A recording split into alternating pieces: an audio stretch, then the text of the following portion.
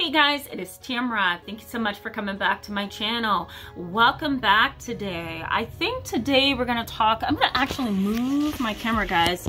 Whoa. I'm gonna move my camera so that you can see me just a little bit better here. All right, so today we're gonna be talking about communication patterns. And I think with everything that we have been through in this nation over the past couple of months, from Corona to social justice movements, to racism, to discrimination, to marches and protests and riots, and oh my God, you know, all of the things that we've been through, I think it's important for us to have healthy communication. So I want to point out a couple of things. Now, on my YouTube channel, I've had a couple of subscribers in the past couple of weeks make some statements that really caused me to say, nope, you're not going to be permitted to remain on the channel. And I hate doing that because I love all of your participation, but if we're gonna have people who are gonna stir trouble, be rude, create racial tension or social tension, gender bias, the list goes on, then we have to change that. And so one way for me to do that is to just put up boundaries on the channel. So I want to talk about some communication styles that may be helpful to you. So thank you so much for coming back to my channel. For all of you who are subscribed and participating, thank you so much. And for those who are new, I encourage you to hit that subscribe button right over here so that you can stick around with us and be a part of our growing community. And I think the benefits for you in today's video is I'm going to highlight 3 different communication styles that I think we all need to be aware of. So this is going to be a pretty short video, guys, because there's really not much to expound upon. There's really not much to really explain in this video. So I think it's important for us to just focus on each kind of communication. I'm going to define it, and then I'm going to tie it to what we're going through today. All right, so the first kind of communication that I think that sometimes we all fail to utilize is what's known as assertive communication. So assertive communication is the idea that you let your feelings and your needs and your wants be known, right? You let your emotions, your thoughts, your feelings be known, but you do it in a way that's sophisticated, mature, and you also do it in a way that's going to yield results. You don't want to do any kind of aggressive behavior that's going to cause tension and anger and you know, resentment, and the list goes on. You want to have the kind of communication that is going to open up doors, right? That's going to bring down defenses, that's going to open the minds of people who need their minds opened, right? That's the kind of communication that you want to engage in, and that is known as assertive. That kind of communication says sometimes, whoop, we're going to put the boundary up. This is not appropriate behavior. So for example, when that YouTube subscriber came on my channel and subscribed and participated, they were a part of the group, you know, and they were great. And then, you know, once the riots and the protests started up, then they totally took a different perspective and everything went downhill. And so then it became very noticeable that they weren't really in their right frame of mind on the topic of George Floyd and Rayshard Brooks to actually participate assertively and appropriately.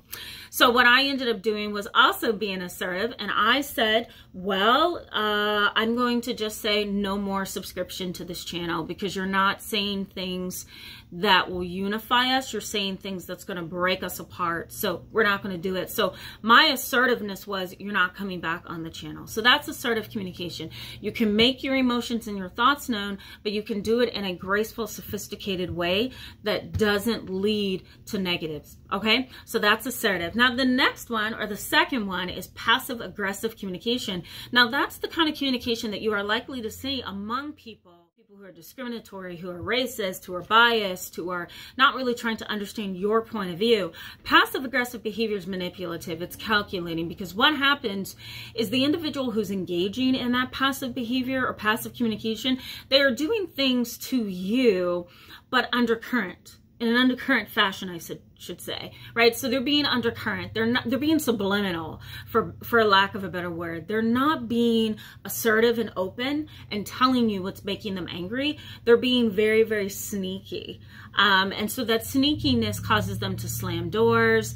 It also causes them to ignore your feelings, your thoughts. It also causes them to minimize you, right? So kind of condescend and be degrading towards you. It may also cause them to bond with other people in your group and push you out of the group. So ostracism, social ostracism, or social bullying for anybody who is an adolescent or younger.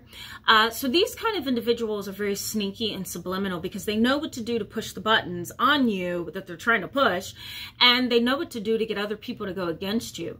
Passive-aggressive behavior can also be shown in body language, right? So let's say in some of the protests and the riots, if you have somebody standing with their arms crossed like this, and they're in a black uniform and they have a billy stick, it looks like they are closed off, they are angry, they are defensive, and it could really start to trigger other people's reaction. Who is slamming doors in a grocery, or in a grocery store, slamming things, I'm trying to say, or, you know, pushing their cart around really fast or whatever, you can tell they're a little angry. So passive aggressive behavior, you can actually feel it. You can actually sense it, right? You don't have to actually see it.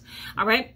And the third kind of communication is passive. So you refuse to say anything. You're kind of permissive. You have fluid boundaries. You allow things to just kind of be flexible and fluid. They're up and down, up and down. They're rocky. They're not firm. They're not healthy. They're not appropriate. You just kind of allow yourself to be treated any old kind of way. That's really what I'm trying to say. And you may or may not speak up for yourself, and that's the sad part of that. So these three forms of communication is really, really important for us in today's society. With all the social and racial tension that we're dealing with, we really need to be assertive. We need to be assertive on social media platforms. We need to be assertive in our personal lives. And we also need to be assertive when we're off duty, right? And we're communicating with people in society. We need to be caring and loving. And as you know, guys, we need to put our best foot forward. We don't need to be defensive and closed off and attitudinal and passive aggressive and passive, because that's not going to help anybody. So I'm sure that, you can relate to this. You've probably seen it. You've probably even experienced it yourself. Passive aggressive behavior and passive behavior tend to be the less healthy forms of communication. Assertive is really the healthiest piece of this puzzle, and that's where we need to stay. So thank you guys for being with me in this video today. I encourage you to give it a thumbs up if it was helpful, and go ahead and hit that subscribe button. Let me know in the comment section below. I welcome your comments. Always, I think it helps us keep the community going and educated. So thank you so much for participating. I encourage you to put in the comment section below if you've noticed these three styles of communication over the past couple of weeks and months, during this crisis. I say it's a worldwide crisis that we're dealing with on every level. So let me know in the comment section below. I'll see you guys soon. All right.